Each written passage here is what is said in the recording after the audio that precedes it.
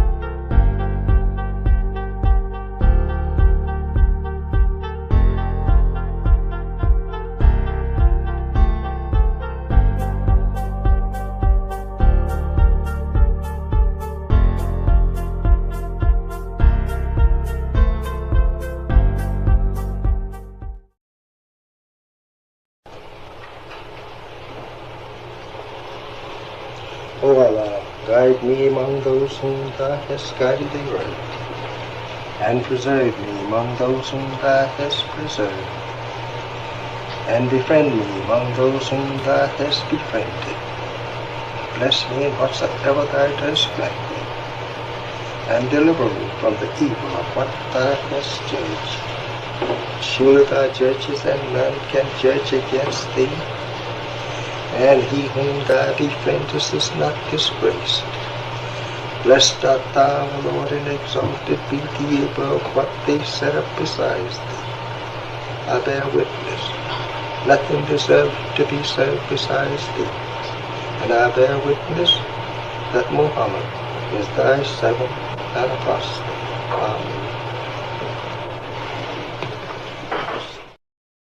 I have told you the first part of my life, I was a farmer in Georgia. Yes, sir.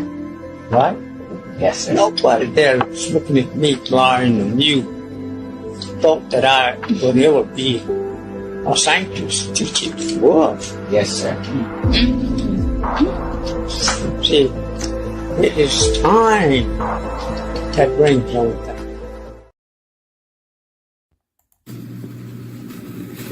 Number one, we want freedom. We want a full and complete freedom. Number two, we want justice, equal justice under the law of justice.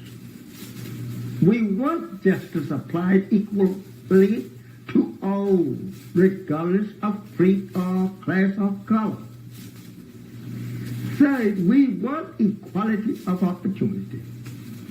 We want equal membership in a good society, a society of righteous, a society of civilized people who believes in peace, who believes and practices peace and kindness.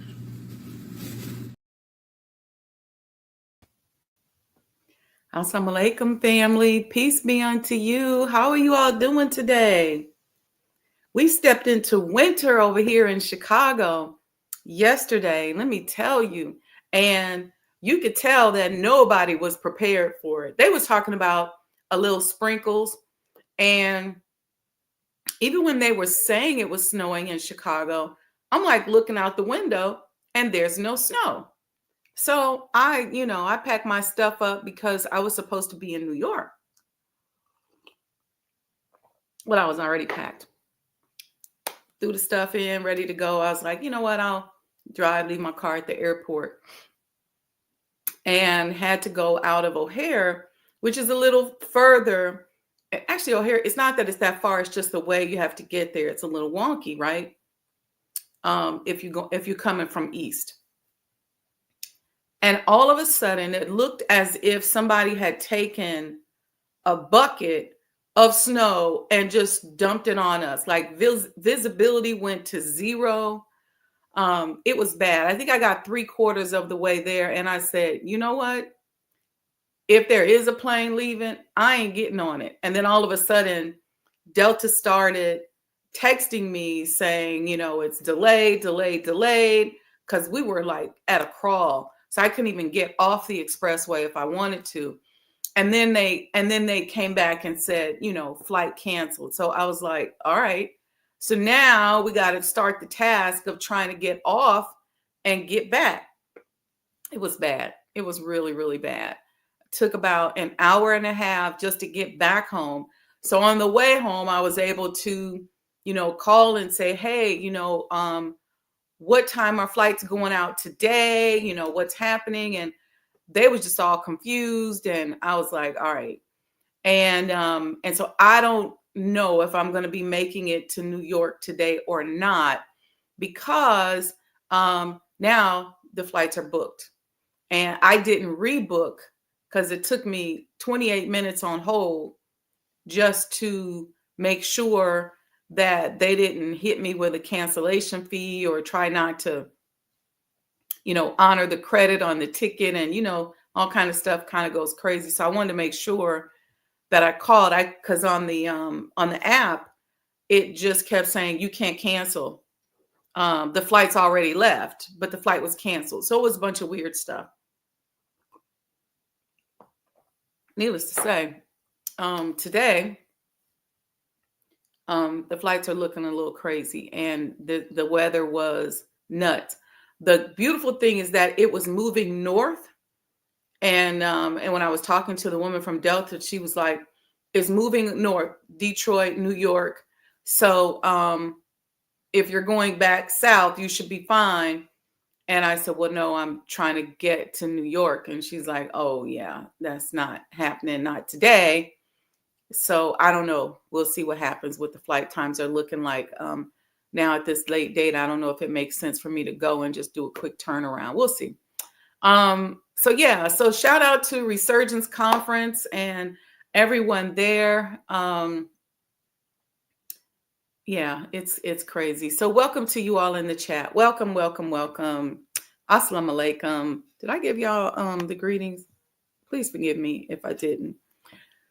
Welcome to the Sajdah channel. I see Nubia Latifa in the chat. Happy Friday. I see Brother Lamont says good morning and assalamu alaikum. Good morning and wa alaikum salam. Happy Friday to you. Sister Betty's here. Okay. Y'all a little sketchy in the chat today. I see you watching. Y'all must have just turned over and was like, it's cold. I ain't doing nothing. I don't know. Beautiful thing is we get to pull out all our little layered sweaters outfits, or that's just me over here.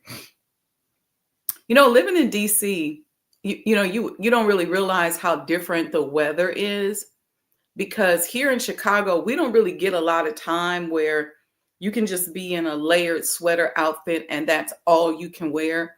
We tend to go from too warm for the layers to so cold that you got to layer and put a coat on top of it.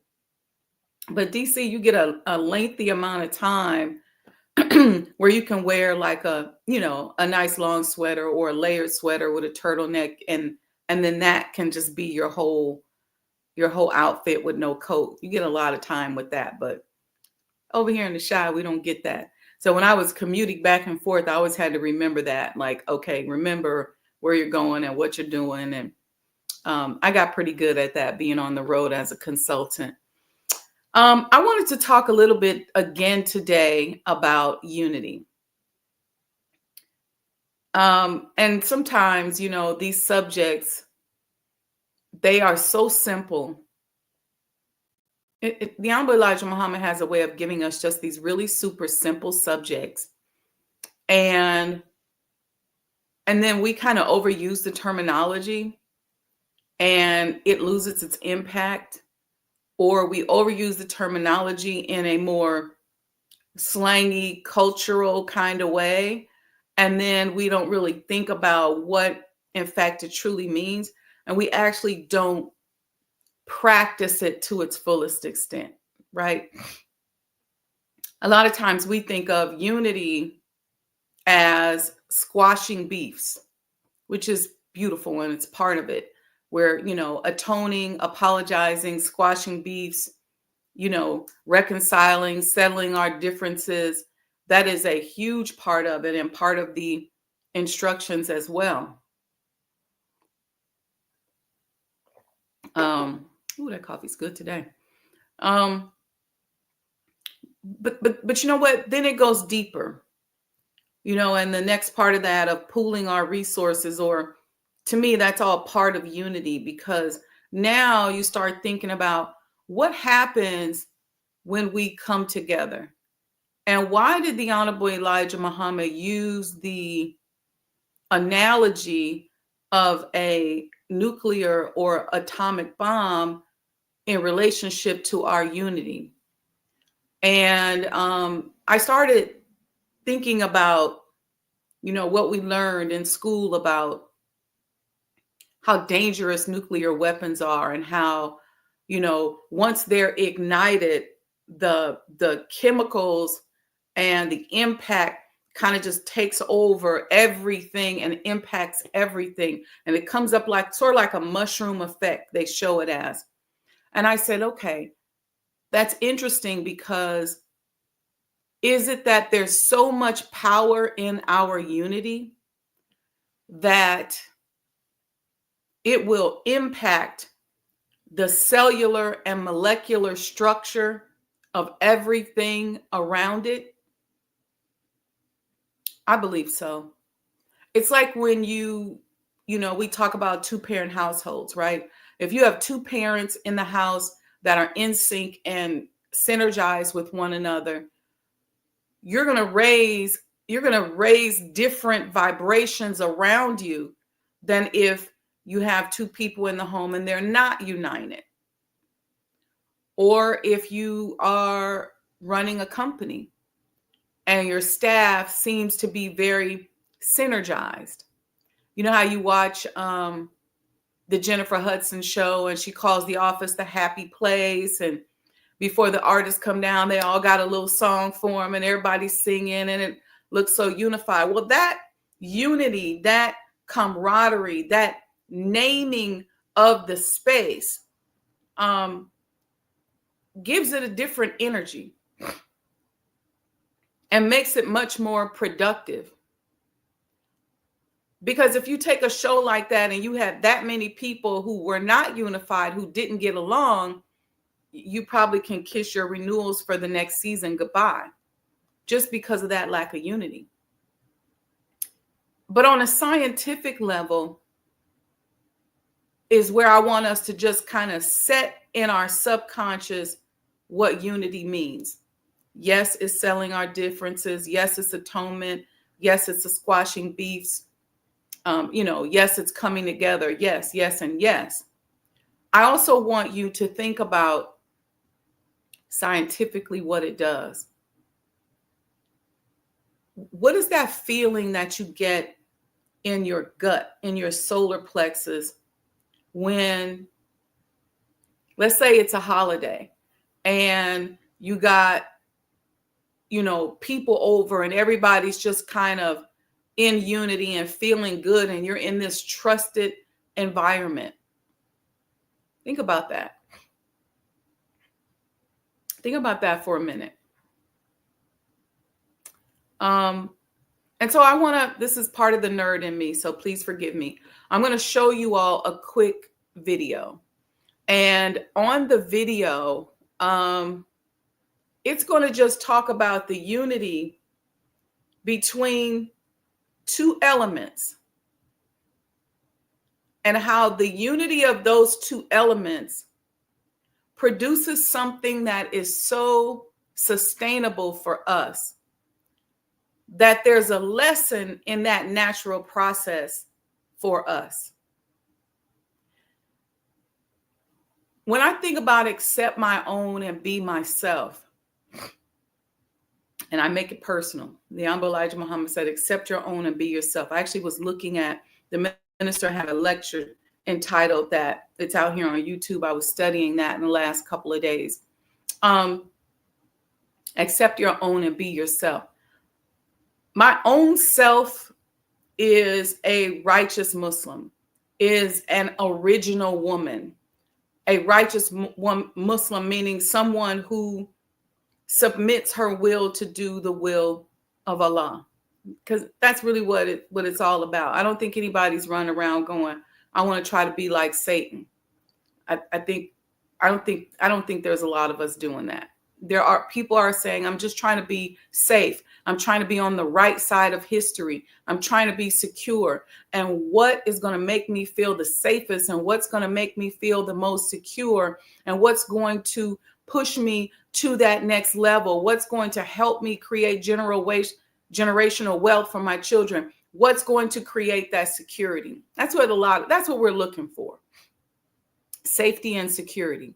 And so as we're canvassing, whether it's presidential candidates or theology or shows, we're looking for something that's going to give us that comfort and that safety, and whatever form that comes in for us. And that may not be all warm and fuzzy, right? Because the psych ops in advertising and in propaganda understand that you and I are looking for safety and security. They make safety and security fair seeming. And when it's fair seeming, you can look at anything and create an illusion that by going with this, I'm going to be safe. When in fact, they've made us comfortable a lot of times with manipulation and taking away our rights and all of that. It's a psych op, a psychological operation. That's what that is. So make you feel insecure, take something from you, and then give you something back and say, I take that from you. That first thing I take from you, I already know that when I take that first thing from you, you're going to feel insecure. You're going to get scared. You're going to get nervous. You're going to react in whatever way that looks like for you.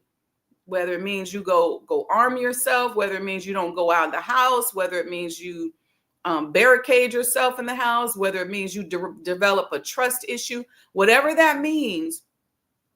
When I take that something from you, that's how you feel. And then I turn around, if I'm running this psych op game on you, I give you something back. And I tell you, this is going to make you feel better. This is going to make you feel good. It's the same way in medicine, right? You go to the doctor all your life. Nobody teaches you nutrition. Nobody tells you how energy impacts you, how music impacts you, how environment impacts you, how food impacts you. Nobody but the Honorable Elijah Muhammad was out here teaching people since the 30s how to eat to live. So we don't know that. So those things are taken from us, that knowledge, that science, where he said our kitchen is our pharmacy, that is taken from us. And then the person who's trying to manipulate us said, but I know you have diabetes and I know you're trying to figure out how to control it. Take this pill, take this insulin. This will help you lose weight. This will help your blood pressure, giving you something that they want you to absorb and of course pay for, which lines their pocket. And all it's doing is it's putting a pacifier in the mouth of the insecurity that you have because of the lack of knowledge. So when we hear unity, we get that, right? Because so many of us are beefing, so many of us don't get along with each other. We hear that, we heard that, we're okay with that. But what does that mean on a scientific level? When two key elements come together and what it produces. So I'm going to show you a quick video. Again, this is the complete nerd in me. But I want you to think about what happens, and I'm going to show it twice because it's really short. What happens when these two elements come together, and what can happen when we're mimicking creation? And I was going with this when I went off on that tangent, was that as an original woman, original meaning a descendant from the creator, that means that my way of life and the manual for my way of life can also be found in nature, in creation. So if I'm a created being and I come from a creator, then creation has to be a massive part of how I live. And I'm not just talking about arts and craft, creation. Also, what happens in nature is this form of unity, right? You got hydrogen and oxygen that unite and produce what? Water. What does water then produce? You have, sun and rain that come together and produce something for plant life and impact growth. So this unity is much deeper, and it ties into, if you go and study the impact of an explosion or the impact of a nuclear attack. Think about our unity creating that type of explosion, those cells coming together, not only disrupting an algorithm, because the algorithm is the AI technology is learning past behaviors so that it can respond and perform like us. And then it can be manipulated to then predict an outcome. Okay, that's really all AI is. Artificial intelligence. It's not totally fake. It just has our technology. Well, if you take the collective artificial intelligence of us as Black people, because we have a history of being separated, beefing with each other, hating on each other, not cooperating with each other, rugged individuals, because we have a history of that. It's not all our fault, and it's not all on us. A lot of that is propaganda that's put out here where it just makes us look like we don't get along and we don't speak to each other, okay? So if that behavior is out here in the lexicon, right, then the artificial intelligence is mimicking that. And then people who are data scientists are using that data that's associated with our lack of unity to predict future behaviors, to forecast budgets and finance, and figure out how to create policy based on the algorithm that was created as a result of the artificial intelligence that was gathered from the collective. And if the artificial intelligence that gathers information from the Black collective says they're not united, they don't get along, they're not going to pool their resources, they don't come together, they're going to beef and kill one another. Now you got a data set and a set point that these people who are banking on that are now getting paid off of. I hope y'all getting this. Let me know in the chat if you're getting this. Now that they're getting paid and they've literally set up their businesses and policies and government based on the artificial intelligence from the Black community. If we just unite.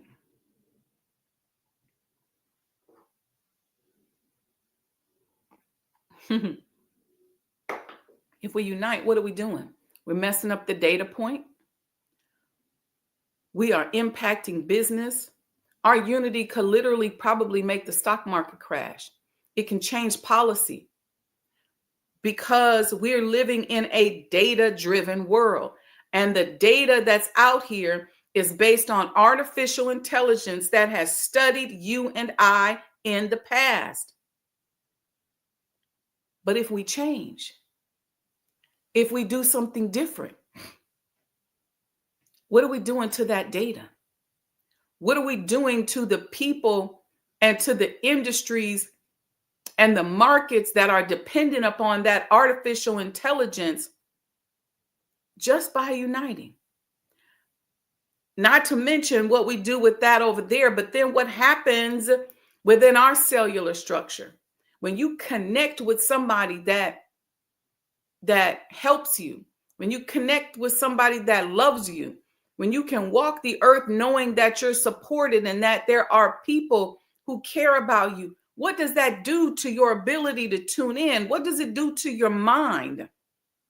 What does it do to your solar plexus and in terms of opening up the energy that's flowing through you?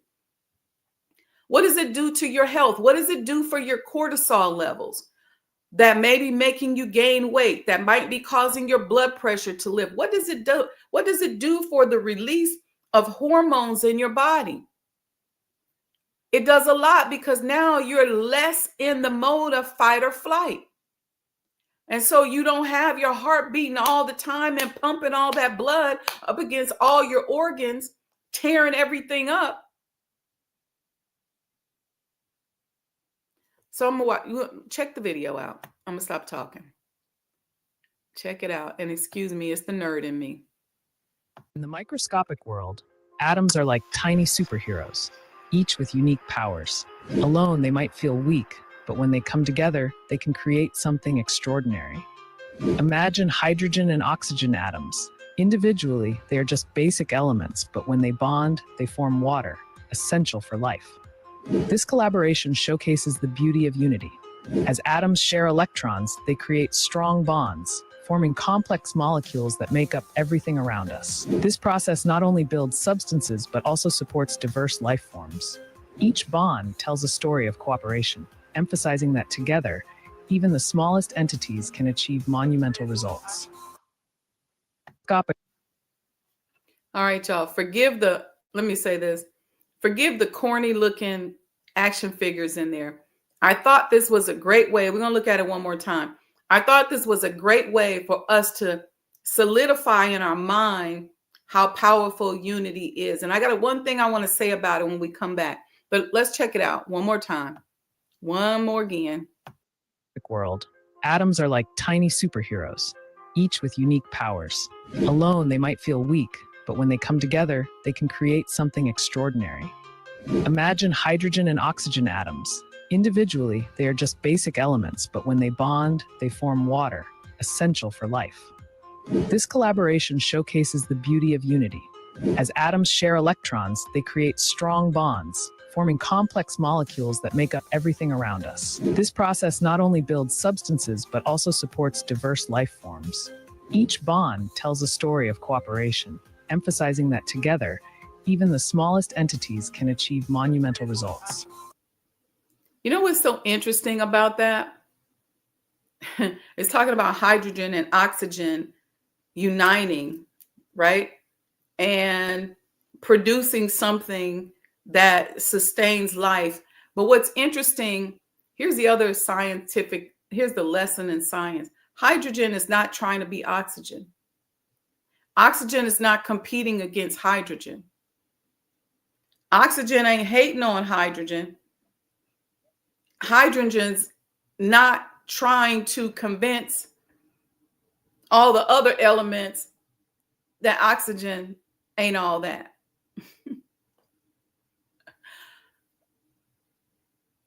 So here's the other piece of that. I'm going to leave that alone. I think y'all get it. The other misnomer with unity is that we mistake unity for uniformity. I heard Brother Nuri break this down really well one day. I was just flipping through and he popped up on my feed and I was looking at him and he talked about this uniformity versus unity and how oftentimes in our brain, when you say unity, we automatically think you mean uniformity. So if we're united, we all got to be alike. We all got to look alike. We all got to act alike. Some kind of uniformity. And unity is not necessarily uniformity. Unity can be uniformity, but it's about uniting around one cause. We're talking about hydrogen and oxygen. Sister Aurelia just said the elements stay in their lane. Amen. Because hydrogen and oxygen are coming together to create what? Water. And they come in together in the right combination to create the water. And then what does the water produce, and how important is water? So it was just those two. So don't think about trying to unite the whole Black community. If you unite 1,000 of us, you can make a huge change in the future, for the future of our people, but you will see an immediate impact. If you unite 10,000, 50,000, that's why these people done got smart, because throughout history, propaganda used to be very blatant. And they would put it out there by, whether it was leaflets or newspapers, and they'd say all kind of stuff, and it would start riots and start wars.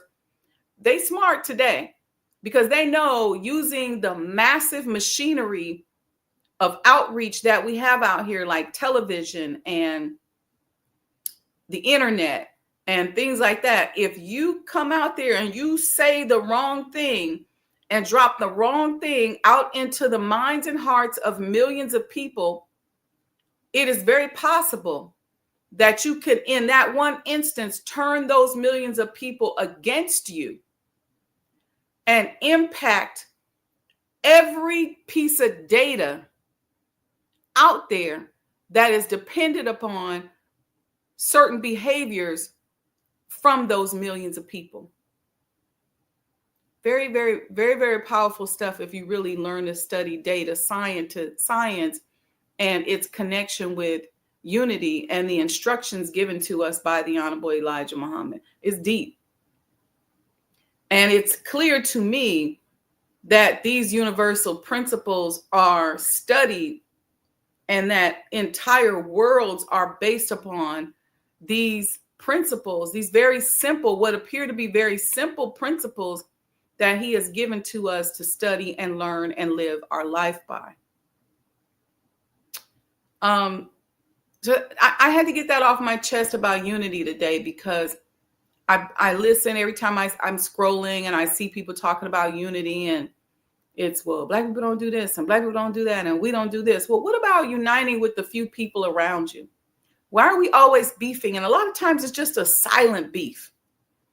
Like it might be father, son, mother, daughter, sister, brother. It's just a silent beef up in there. And while you know that this person is cool with you, this person loves you, but just up in there is some kind of something. Whether it's a competition, whether it's a embarrassment, whether it's shame, but learning how to settle those differences and dissolve some of that is going a long way towards uniting. So work on the people around you. Work on the people on your job. Work on the people in your office. Work on constructing an environment where you're bringing together elements that will actually be compatible with one another so that you can produce unity. Let's work on that. All right. Brother Lamont said, you are so right. Families are so divided. My own family is so fragmented that it's painful. Yeah. And it's almost like, Brother Lamont, you can't put your finger on what it is.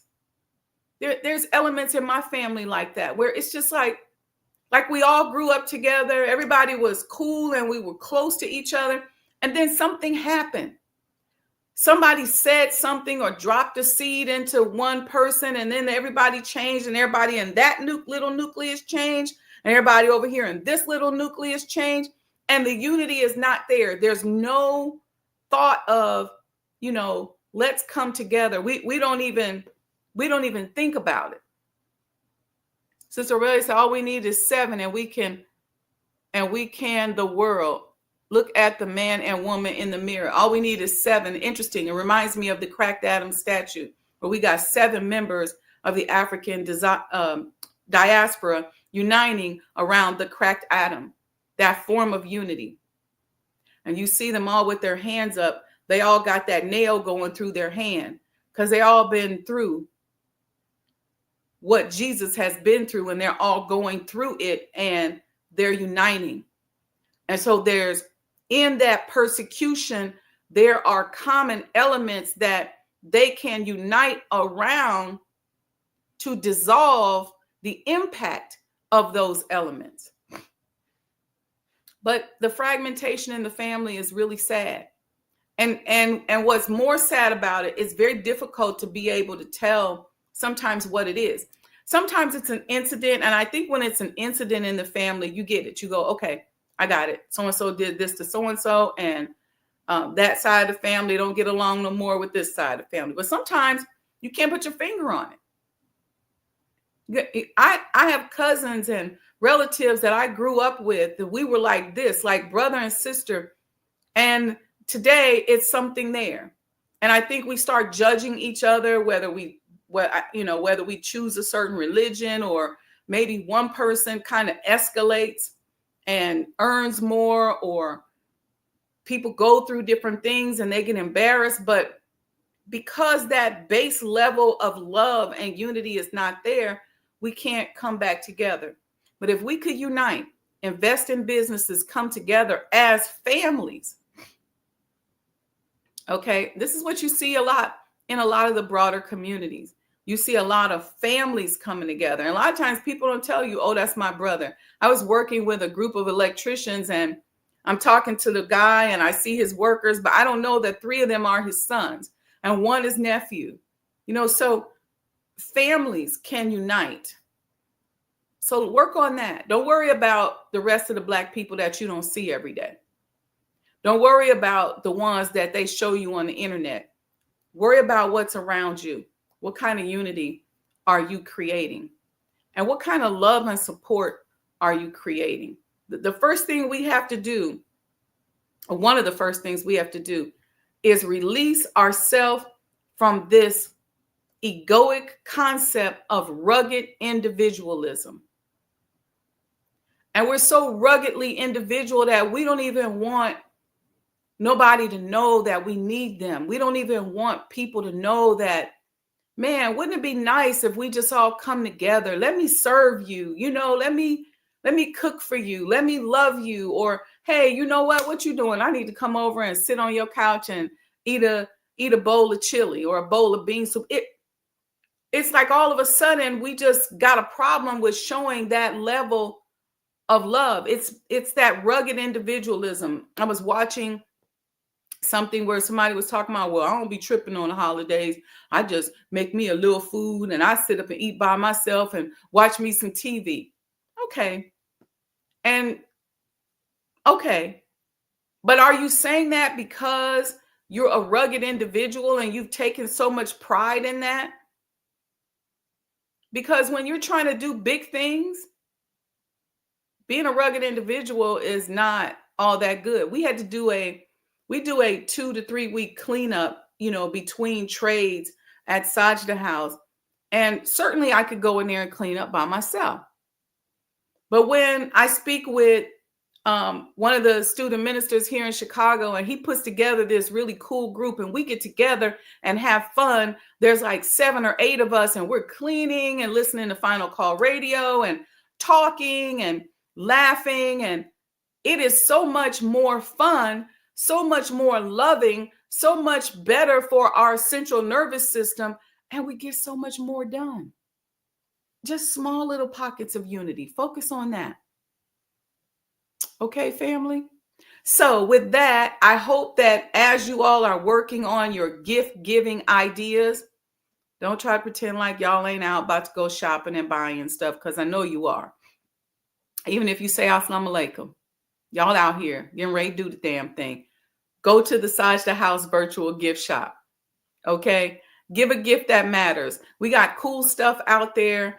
The QR code is here on the screen. If you want to just go there and peruse around, you could go to the website and just read through the stuff on the website, educate yourself, let some of that get up in your DNA and your cellular structure. And when you get all the way to the bottom, you can click on accessing the virtual workshop, or you can make a donation to support. And to do that, you can go to Cash App, Sajdah Enterprises, or Zelle me at wendy100m@gmail.com. So thank you all for joining today. Thank you for paying attention. And I got a couple of commercials. Don't go anywhere because they're actually cool that I want to show you on the way out. They're about a minute a piece, so you ain't got to stay that long after I'm gone. But make it a great day. This is Friday. I want you to stay safe. I want you to stay loved and do something good for somebody today. And we will see you all, inshallah, tomorrow morning at 6 a.m. for Sajdah Morning Coffee Talks. And I don't know yet what we're going to talk about, but we'll think of something. All right. Peace and blessings, family. But don't go anywhere. Stay here for 2 minutes. I have told you the first part of my life, I was a farmer in Georgia. Yes, sir. Right? Yes, sir. Nobody there was looking at me blind and mute. Thought that I would ever be a sanctus teacher. Was. Yes, sir. See, it is time that brings everything. Number one, we want freedom. We want a full and complete freedom. Number two, we want justice, equal justice under the law of justice. We want justice applied equally to all, regardless of creed or class or color. Third, we want equality of opportunity. We want equal membership in a good society, a society of righteous, a society of civilized people who believes in peace, who believes in practice peace and kindness.